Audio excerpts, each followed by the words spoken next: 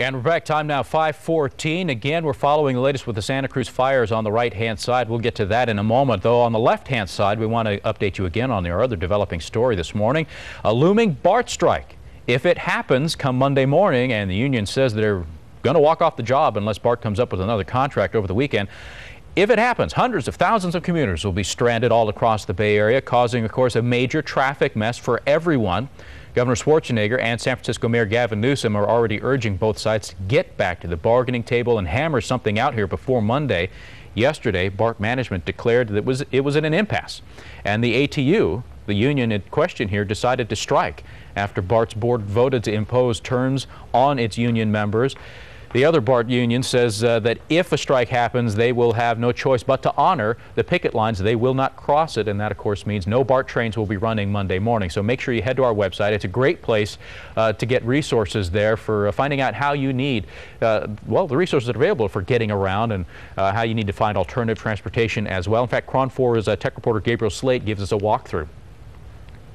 There are a lot of resources online to help you get around the Bay Area without having to ride a BART train. But you only need to visit one website, KRON4.com. We have built a special BART strike section that organizes all the help online for you. Let me give you a tour. In this section, you can watch all the videos of our BART strike coverage. On the right side are links to online resources for getting around, like information on the charter buses BART will provide in place of trains. Or if you want information on riding ferries, we'll link you up to that. If you're in the peninsula, Caltrain has a BART strike contingency plan to help you get around. You can learn about that here. We can also link you up to Muni, and you can see their maps of the bus lines they are adding through San Francisco during a strike. There's a link to 511.org. This site is great. It can help you find the quickest way to travel through the Bay Area without using a BART train. And it can help you find the closest carpool to where you live or work. Craigslist can also be a good place to find a ride. They have a ride share section where people help each other out to get around the Bay Area. Sounds strange, but people do it. We built in a live feed from Craigslist of people asking for rides. You can view it just under our links section. For the latest updates on BART, follow us on Twitter and Facebook. Our username is KRON4News. Gabe Slate, KRON4 News. There is a BART problem this morning. No service right now between Fremont and Union City. So that affects both the Richmond-Fremont line and the San Francisco-Fremont line. The problem, they say, is with a track maintenance vehicle. And so they are recommending that passengers use the South Hayward station instead. Again, no service currently between Fremont and Union City. Service only available between the end of the line, in this case, San Francisco or Richmond, from South Hayward. Take a look at the BART map and we'll show you here what we're talking about. These are the two stations that are affected, Union City and Fremont. South Hayward is where you'll have to enter the system. All right? So no indication of when they plan to get this problem resolved, and no more details other than the problem is with a track maintenance vehicle.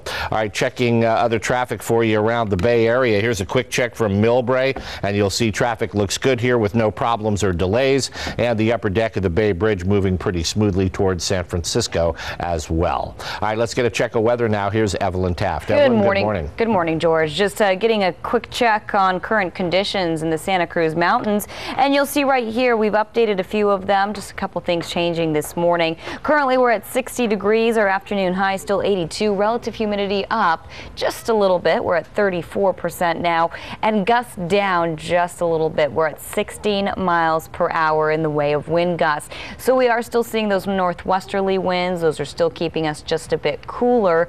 But as we head into the weekend, we are expecting a shift in winds, meaning we're going to see warmer, drier weather over the weekend. Certainly not good news in the way of fighting this fire. So let's get a look at conditions here in the Bay Area on Storm Tracker 4. You'll see right here, partly cloudy 59 at SFO, and do want to point out the wind speeds. You're at West-southwesterly winds sustained at 24 miles per hour at 32-mile-per-hour wind gusts for you this morning. So a very windy to breezy day around the bay. San Jose, winds are calm. It's clear, 61 degrees. Dealing with just a little bit of a breeze in Oakland. Westerly winds sustained at 58 miles per hour. Napa clear at 56 and Santa Rosa clear at 51 degrees. So in the way of winds, want to take you through Futurecast 4 at this point. This is what you can expect around 8 o'clock this afternoon. 26-mile-per-hour wind gusts in San Francisco. Actually, those would be your sustained wind speeds, 13 for Fairfield, 10 for Livermore, so just a little more mellow for Fremont and San Jose. The typical problem spots taking place today: Fairfield, San Francisco again, Livermore up to 15, Concord at 10 miles per hour. Then heading through the day, winds picking up just a bit. San Francisco could see winds sustained at 31 miles per hour. By 2 o'clock this afternoon, even San Rafael getting pretty windy. Everybody looking at winds in the teens, so a very breezy to windy afternoon.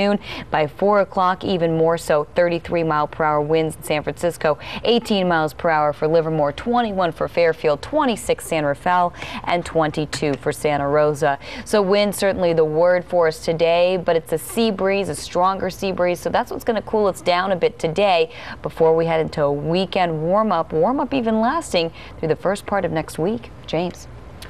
All right, Evelyn, thank you very much. 5:21 is the time. We've got to take a quick break, but as you can see here on the screen, we're still following the latest with the Santa Cruz Mountains fire. It is burning this morning, out of control, 2,800 acres charred, 0% containment. We'll keep an eye on it. We'll be back in just a moment. Welcome back to the KRON 4 Morning News. Well, disregard what you see on the screen. BART just seconds ago updating that the service disruption that they'd had at Fremont and Union City stations has been cleared. They were instructing passengers to use the South Hayward station. A track maintenance vehicle was stuck on the track. But just as we went to air, BART announced that they have resolved the problem and service has once again been restored to both of those stations. They are reporting normal service now on the Fremont San Francisco and Fremont Richmond lines. James? All right, George, thank you much. Now on to some other headlines we're following for you this morning. The state of California will stop issuing IOUs now to vendors starting on September 4th. State Controller John Chung made the announcement yesterday at meetings there with Treasurer Bill Lockyer and Governor Schwarzenegger, at least his financial advisors anyway. The stoppage comes earlier than he expected. Chung is recommending the state start redeeming about $1.95 billion in IOUs on September 4th, so they'll start cashing them in. Also, new details that we're following this morning: the federal prosecutors have charged 7 of 93 people arrested for growing about $1.6 billion worth of pot in the Sierra Nevada mountain range. In the latest incident, 22-year-old Saul Jimenez Ayala was charged with manufacturing and processing marijuana with intent to sell. Ayala was arrested back on July 23rd for carrying a stolen and loaded semi-automatic pistol, and he tried to flee the grow site when they came and raided it. Agents have destroyed at this point about 400,000 pot plants in their ongoing sweep, and more for sure to come. Meanwhile, in Shasta County, deputies have seized more marijuana there as well. Shasta County sheriffs have seized about 11,000 plants with a total street value now of about $485,000. The raids have involved several agencies, including the State Department of Justice's campaign against marijuana planting. The amount of marijuana now eradicated in California has spiked dramatically in recent years. That's a story we've been following for you. All right, 5:26 is the time. We've got to take another break here, but we'll be back with more coverage now of the wildfires burning in the Santa Cruz Mountains and also the ongoing potential here for a BART strike. We've got pictures here to show you of the fires as they continue to burn here through 2,800 acres, about 4.5 square miles here worth of mountainside there in the Santa Cruz Mountains. We'll have more coming up in just a moment.